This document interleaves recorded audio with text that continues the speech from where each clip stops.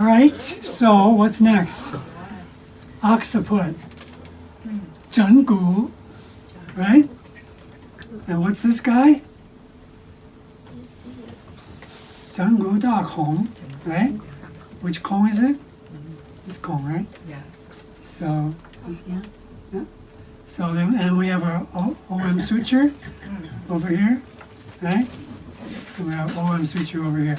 So the thing about the occiput is, just like the parietal bone, we want to be on the occiput, not the parietal bone, right? So we have to scrunch a little bit if we're going to get our hands there. So I'm going to come here and come underneath, and then I feel, here's my OM suture, and I go medial to that with my hands, okay? Kind of hard to see. So we'll be underneath, and we'll look like this, right? We're not going to be here, right? The person would be dead, right? We're going to be here, right? So we're going to do that, right? When you dissect a human, you'll see there's an awful lot of stuff in here. Just thick, thick, thick muscle after muscle, even before you get to the suboccipital muscles. Whenever you dissect the suboccipital muscles, I always think, man, did I already cut them out by mistake or something? And finally you get there. So they're really deep in there. So if you're going to needle somebody into the spinal cord, you have to really work at it. It's not as easy as you think. Although people do manage to do things like that, right? So here's the occiput, and then for the occiput, somebody bring me my occiput over there. See if you can pick out the right bone. Hey, I'm so impressed. So here's the occiput, and it's going to go like this in inhalation, and like this in exhalation, okay? Like this in inhalation, and like this in exhalation. And as it goes into inhalation, it's going to widen, right? It's going to come like this, and it's going to widen, right? So when I come on here, I'm coming underneath, and I'm going to be feeling, now it's coming back up toward me, now it's going into inhalation, it's widening, it's coming back, and it's widening, and it's coming back, and it's widening, and it's coming back, all right? So that's a really nice thing to do. One of the things we do, which I didn't actually include in this course, was the occipital atlantal release, where we come up here and we put 3 fingers in between C2 and the occiput, right? So if we're here for the camera, we're like that, right? And that's a really nice thing to do for someone. When they teach this in cranial classes, they have you do it in a really uncomfortable way. So don't do that. I'll show you what they ask you to do. They ask you to do this. They ask you to do this, which is terrible on your fingers, right? It's not necessary. It won't make the world a better place. It will just destroy your hands. Okay? So don't do that. But they do that. Just get the occiput on your hands, come up, find C2, find the occiput, go in between, and just work your way in there and just give it a little bit of pressure. And you can come back and forth a little bit. Just give them a little bit of a release in there. Because that area always gets jammed, right? Yes. Everybody's jammed up because we're at the computer, we're driving, we're watching looking TV. at the screen. Yeah, we're not doing what we're supposed to be doing. What did you call occipital what release? Occipital atlantal release. Oh, Atlantic. Atlantal meaning C1. The Atlas. Yeah, although you're actually doing occiput C1, C2, right? Because C1 is deep in there, but you're creating room for C1. Because you go on here, right, and you'll feel the occiput, and you'll feel C2, and you go, where's the room for C1, right? There's no room for it because we're all scrunched up. That's the word of the day, scrunch, right? We had scrunched sacrums, and now we have scrunched occipital atlantal junction. That's what you call it. So what is the sign that telling you touch the C2? The C2 spinous process. Process, Yeah, okay. I just find Because it. it's a- That's the first one you feel. C1 Because C1 is doesn't have a not. spinous process. right? So that's really nice thing to do. While we're at it, since we're learning the entire body in one day, let's find this mastoid and come down and find C1 transverse process. All right? So we'll come right in here. His C1 transverse process is anterior. It's a little anterior. So his is way up here. They're going to vary a little bit. So his is right up here. I do have a Occiput C1 model with me, maybe in that box or on the table. See if you can find it.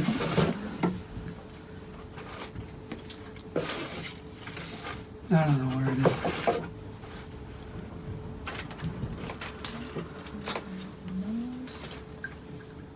Oh well, that's okay. So the occiput C1, it is here somewhere. The occiput, so C1 can be turned like this, right? It could be rotated like this. It can be side bent. It can be side bent, right? All those things. I cannot teach you how to fix it today. It's too much. It's like an afternoon, and you have to spend time on it because you can't screw it up, right? You can screw this up a little bit. It's okay. But if C1 is like this and you make it worse, that's a problem, right? So you have to spend time on it.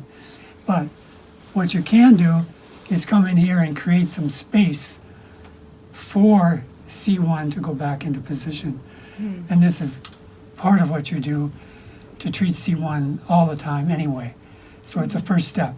So learn this, and a lot of C1s will self-correct just with this, okay? So that's it, that's occiput, that's C1, and then let's do the brain, as long as we're here, as long as we're just venturing into a ridiculous amount of material for one day. You can feel the brain. So if I come on in here and I do a layered palpation, I can sink into the point where I'm feeling the brain. Right, so now I'm tuning into whatever his name is. What's your name again? Harv. Harvmit's brain, right? I'm tuning into Harvmit's brain. And what a brain it is. It's a wonderful brain. It's a wonderful brain. So, and what do brains do? They're a midline organ, sort of, right? And they do flexion and extension, right? So it's doing the same darn thing. It's going like this, and it's going like this. That's what your brain does when it is functioning well, right? But you may find a brain. I had a brain the other day that came in, and this woman fell, and it was in the middle of the night, she's an elderly woman. She fell, and she grabbed the oven door, and she opened the oven door on the way down, and she fell onto the oven door with the left side of her frontal bone. So she hit like right here, really hard, like on the way down.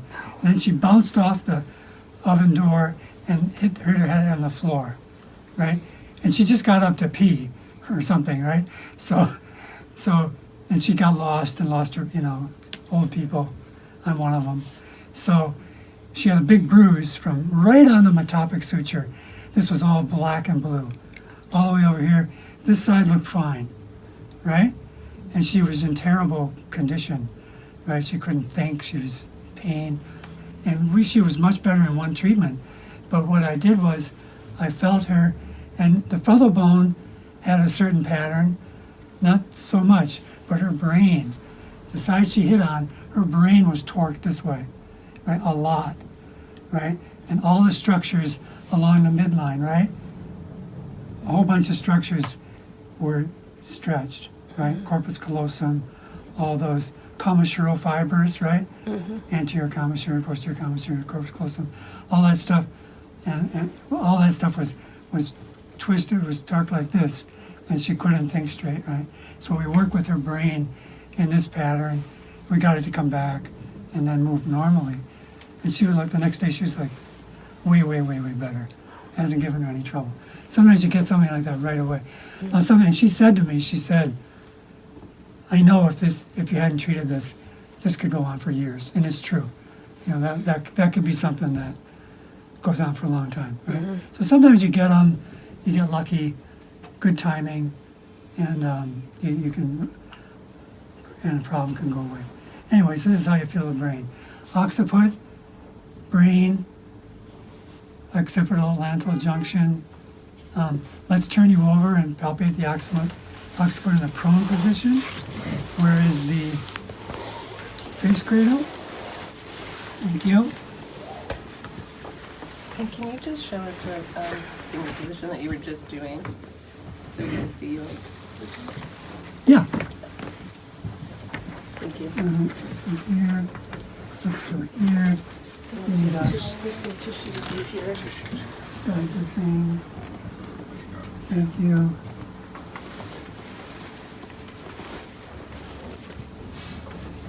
Okay, he's doing. You'll get the luxury of a thick cushion there. All right, so now the jet goes like this, right? More or less. No, like this, right? So my hands before were out of position, but here's my 3 fingers Yeah. in this position, and you just want inhalation, exhalation, inhalation, exhalation. Really nice motion. Thank you. Here is his lambdoidal suture. This is lambdoidal suture. We go down here and we go to gallbladder 20, right? And then we think in there that we have our cranial nerve 9, 10, 11, internal jugular vein, inferior petrosal vein, right? Sinus coming in right there. So we can affect all those things. So we can come in here like this. And then the last thing I want you to do is, in this practice,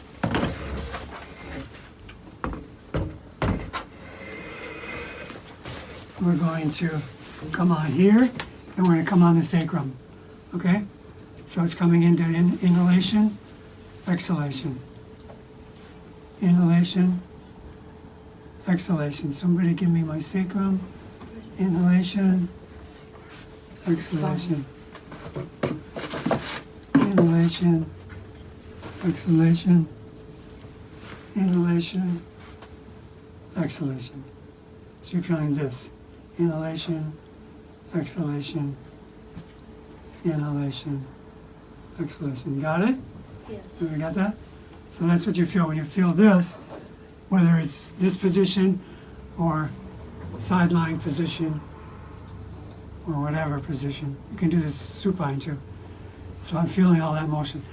And so I've got the whole spine, cerebrospinal fluid, everything is very soothing, right? So you can do this.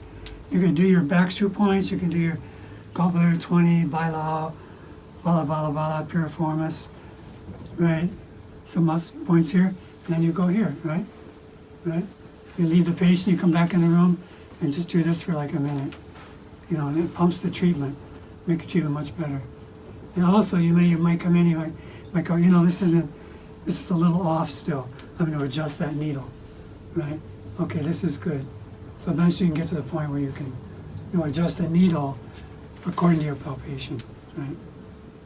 That make sense? You follow the rhythm, Yeah, right. Or see what's going on with the rhythm. or if Is it's it not better? good, you correct it a little bit. You can correct a little bit. Like say it's not moving so well here. Okay, maybe I want to add bladder 58, or maybe I want to add bladder 60 because I already did bladder 58. Or when you get good at this, then you can say the sacrum. You can feel a pattern, right? Then you can say I have a twisting pattern in the sacrum. You can say, well, what point corrects that? Then we get into more sophisticated stuff, like day 2, right?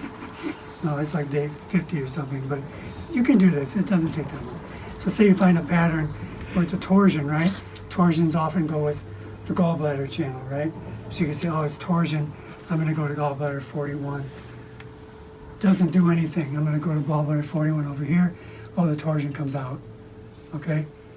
Okay, so is that good? Bring the torsion back. I'm going to go to triple 1 or 5. Oh, it takes the torsion out. Okay, so I do triple 105 here, gallbladder 41. I took that torsion out, right? And then I did gallbladder 20, right?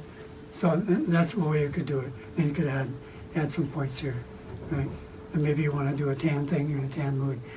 You can do, liver 3 and pericardium 6. Or you can do a gallbladder 41, triple 105. You can do a ADV thing. You can do a spleen 4, pericardium 6, right? You can do the other EVs, right? A lot of things you can play around with, right? And it's just a question of, it's just like it's not like, what does this point do? Like, you can do actions and effects of the points. I know I wrote a book on it, but it doesn't really mean anything. Really, I realized after I read the book. It's good, but it's really, what does this point do on this patient today, right at this moment? But the fact that you know the points gives you some direction, right? So you're not just shooting in the dark, right? So you say it's gallbladder 41. Okay, is it a ADV thing, or is it some other thing, right? Right. So you can use your knowledge that way. Questions? Do you do like the Huatos or bladder line one? Oh yeah, I do Huatos all the Feel time. that too, the same. Absolutely, yeah. With the, So say you're here and I'm doing this, and it's not moving. I can come along the spine. I don't know if we have time for that today, but you can come along the spine and you can say, he was talking about, so here he's got a twist here, right? So his thoracolumbar junction area has a twist in it, right? So I could do, all this other stuff, and then I could have this one here, and I could say, okay, what takes the twist out, and find a point, or I could come here and say, okay, I'm just going to needle these guys, right? I'll needle all the Huatos here, because I can't think straight today, and I'm busy, and, right? That's okay. I'm just going to needle all the Huatos here today, and that's going to help free up this area. And then when you needle them, come back and see if the twist is gone, right? If it's not, you can adjust the Huatos, take the twist out, and then get it moving again, right? So now it's starting to move a little better just because I talked about it. Right? No, it's true. Right, it's moving better. so you said come back. Do you mean that 10 minutes later or? No, like you put the usually- needles in, and right, then and you touch check again. it right again. Did Take it work? the needles out or? No, leave still them leave in. and If it works, if it's moving better, you go treat another patient or whatever you have to do. You can leave it in, right? That's your. You can add a couple of points to reinforce it. Okay. That's your treatment. But if you put all the needles in and it's still twisting, don't leave the room, right? Try to figure out what to make it better. Maybe they're not deep enough. Maybe you need, another needle. Is it a little bit better? It should be a little bit better. Otherwise, it was a waste of time, probably. But you might just need to go deeper, right? Or you might need something else. You know what I'm saying? Or it might just be one needle. So you say, oh, twisting. Okay, I'm going to touch this needle. Does it get better? I'm going to touch this needle. Oh, this needle, it gets better. I'm going to adjust that needle angle. You know what I mean? You can be really creative with it. Right. It makes it more fun. Right? It's more fun than just saying, this person has this problem, I'm going to do these points and hope for the best, right? Yeah. So Just have a little more what fun. is your experience in terms of local points or distal point? Like people like to do the bladder 60 and SI 3 for the spine, for the GB line, like back pain. Yeah. And someone wanted to do the local, like Jajis or the Yeah, I do all of them. I do local, regional, distal. What do you prefer, or which I one don't have a first? preference. Something like that. I prefer the point that changes the pattern, right? right. Sometimes a local point will change the pattern, and that's great. Sometimes it won't. And I love distal points. It's great. You start a local and then distal? Or No, start a I local? don't usually. I usually start, it just depends on what mood I'm in, or I follow my intuition, Okay. But a lot of times I tend to start distal, and then do local afterwards, because I want to find out what's the big picture, sort of, So if I find something here, so I'm monitoring this now, so I might say, what does bladder 60 do to this? The only problem with distal is you have to have a little bit of idea what you're doing, so you don't just have like any point. Right? You can get lost. Right? Okay, it's a spine. I'm not going to just go anywhere. I'm going to go bladder 60, bladder 58, small intestine 3. It could be something completely different. It could be a spleen 6 or it could be kidney 3. But try to not get too far-fetched, right? It's probably not going to be stomach 40, right? It could be one day, but you play the percentages, right? You do the 3 dollar kanam, in your mind, right? So, all right, I feel like I'm talking to myself here too much. Yes, question? No, Oh, I okay. just laughed while talking to yourself. Yeah, I do it at home too. But we're all listening. And I use the third person. And it's Yeah. good, it's good because I didn't do it this morning, And I slept 2 hours last night. Usually when I teach, like I'm nervous, I can't sleep the night before, Yeah. and I wake up and I'm so tired and I say, why did I do this to myself? Why do I teach at all? What's the meaning of life? So then I'll give myself a pep talk, because I'm so tired. I'll say, you can do it, Pat. You can do it. You're a good guy. You know a lot. You're going to have a good time. You're going to do a good job today. You can talk to yourself like that, like you wouldn't do it in front of somebody else. But it really works if you use the third person. Right? Use that's the only time you want to do it. Where you can say, you're a good guy, Pat. Yeah, You're going to do a good job. Support your mental Yeah, support your self-worth. mental state. Just say you can do it. Give yourself a pep talk. I do that sometimes. I do that. Pretty much just when I teach. I don't do it before I see a patient. I don't do that. Just if I teach. And I haven't taught for a long time. So I forgot to do it today. So I just did it. Yeah. Okay.